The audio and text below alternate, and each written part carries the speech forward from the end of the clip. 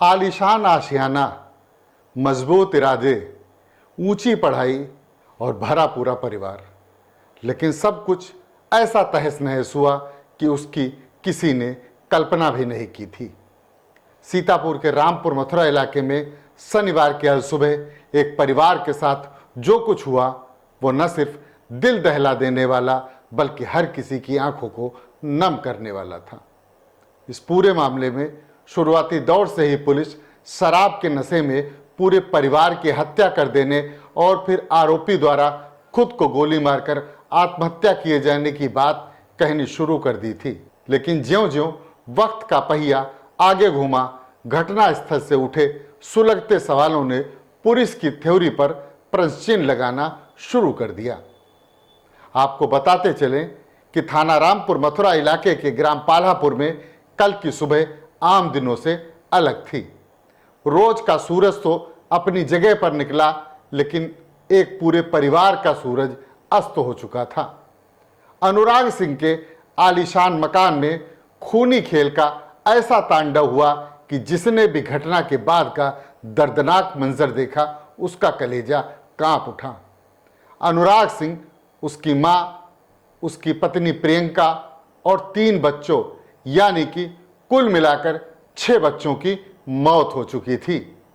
सभी लोगों के शव अलग अलग जगहों पर बिखरे पड़े थे और उनकी बीभत्सा इसे अंजाम देने वाले की क्रूरता की कहानी पेश कर रही थी। इस जघन्य हत्याकांड की सूचना पाकर पूरे गांव और इलाके के लोग भी मौके पर पहुंच गए और फिर इस बीच पुलिस को भी घटना की सूचना दी गई, जिस पर पहले स्थानीय पुलिस और फिर जिले के आला पुलिस अधिकारियों ने घटनास्थल पर पहुंचकर तफ्तीश शुरू की। अनुराग सिंह के शराब पीने की आदत का पता चलते ही पुलिस को जैसे मौका ही मिल गया। फौरन बताया गया कि अनुराग सिंह ने अपने परिवार के 5 लोगों की हत्या की और फिर खुद को भी गोली मारकर हमेशा के लिए शांत कर दिया। ये थाना रामपुर मथुरा के अंतर्गत ग्राम पहलापुर है। यहाँ से सुबह पुलिस को ये सूचना मिली कि एक घर में कुछ व्यक्तियों की मृत्यु हो गई है।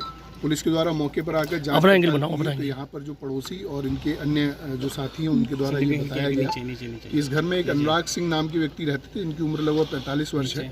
ये शराब के सेवन व अन्य व्यसनों के आदी थे, ऐसा बताया गया है। इनके द्वारा शाम को भी अपने परिवार के साथ इनका झगड़ा हुआ, फिर रात में इनका अपने परिवार के साथ झगड़ा हो रहा था। उसी क्रम में इन्होंने अपने परिवार में अपनी माँ जिनकी उम्र लगभग 65 वर्ष है, अपनी पत्नी जिनकी उम्र लगभग 40 वर्ष है और 3 बच्चे जिनकी उम्र लगभग 12, 9 और 6 साल की है, इन 5 लोगों का मर्डर किया और उसके बाद में खुद को गोली मार ली। पुलिस के द्वारा मौके से जो वेपन है, तमंचा है एक देसी, वो बरामद किया गया है। एक हथौड़ा बरामद किया गया है। इन सभी लोगों के शवों को पंचनामा और पोस्टमार्टम की कार्रवाई के लिए भेजा गया है। मौके पर हम लोग सभी पहलुओं की जाँच कर रहे हैं। जो भी एंगल सामने आएगा उसमें पूरी वैधानिक कार्रवाई की जाएगी। छत से फेंकने की भी बात कही जा रही बच्चों को, ऐसा कुछ ऐसा इनके परिवार के एक व्यक्ति हैं, इनके द्वारा बताया जा रहा है, उसकी जांच की जा रही है। पुलिस का ये बयान आने के बाद भी यह बात लोगों के गले के नीचे नहीं उतर रही थी, लेकिन इस मामले में मोड़ तब आया जब दबी जुबान में कहने वाले करीबियों और फिर प्रियंका के भाई ने सार्वजनिक तौर पर घटना को लेकर सवाल खड़े करने शुरू किए और पुलिस की थ्योरी को मानने से साफ इनकार कर दिया। दरअसल घर में मौजूद भाई अजीत की मौजूदगी के साथ अन्य कई परिस्थिति जन्य स्थितियां इस बात की तस्दीक कर रही थी कि कहीं न कहीं कुछ न कुछ गड़बड़ जरूर है। हालांकि पुलिस ने मृतक अनुराग के भाई अजीत की तहरीर पर अनुराग के खिलाफ हत्या का मुकदमा दर्ज करने में भी देरी नहीं की, लेकिन फिर भी लोगों की जुबान शांत नहीं हुई और वो घटना का सच सामने लाने के लिए चर्चाओं को बल देते रहे। जानकारों का तो यहां तक कहना है कि अनुराग पढ़ाई लिखाई में तो अच्छा था ही, खेती किसानी का भी माहिर था। उसकी पत्नी जाब में थी और परिवार की आमदनी इतनी थी कि सबकी जिंदगी मजे से कट रही थी और बच्चे भी लखनऊ में रहकर पढ़ाई कर रहे थे। सब कुछ बहुत अच्छे से चल रहा था, लेकिन शनिवार की सुबह पूरे परिवार की जिंदगी में ऐसा भूचाल आया कि सब कुछ तहस नहस हो गया। पूरे परिवार की मौत इस जघन्य तरीके से होगी, यह तो किसी ने ख्वाब में भी नहीं सोचा था। बताते हैं कि अनुराग ने यूपीएससी की परीक्षा भी दी थी, जिसमें उसे कामयाबी तो नहीं मिली, लेकिन इसी ध्येय के चलते उसने एसडीएम रैंक की नौकरी भी ज्वाइन नहीं की थी। शराब तो पीते थे, शराब पीते थे काफी मात्रा में पीते थे, लेकिन बच्चे को लेके देखिए पिता कर सकता है नहीं, बच्चे को तो अनुराग कभी गोली नहीं मार सकता। अनुराग ने खुद को गोली मारी ऐसा भी बताया जा रहा है। अनुराग ने खुद को गोली मारी, लेकिन जो बैठ के बैठे की स्थिति में गोली मारी गई। अब बेड पे वो लेटा हुआ था, वो औंधे में गिर सकता है, पीछे गिर सकता है। दीवार में खून के लत्ते हैं जो कि बेड पे बैठने के करीब 1.5 फीट 2 फीट ऊपर हैं। हाँ, सभी लोग कमरे में। अनुराग का एसी रूम, जिसमें वो दिन भर धूप में कड़ी मेहनत करने के बावजूद खेत में है, फिर वो सारी रात सारा दिन एसी में लेटता था। सुबह 3 बजे अगर गोली चलती है एसी रूम में कोई भी जो है घटना नहीं हुई। बाकी सदस्यों को गोली मार सकता है, हाँ। लेकिन खुद को बैठे की स्थिति में गोली मारी और बिस्तर पे वो लेटा भी है। कारतूस खोखला कैसे रखेगा? कारतूस का खोखा वो बिस्तर पे कैसे रखेगा?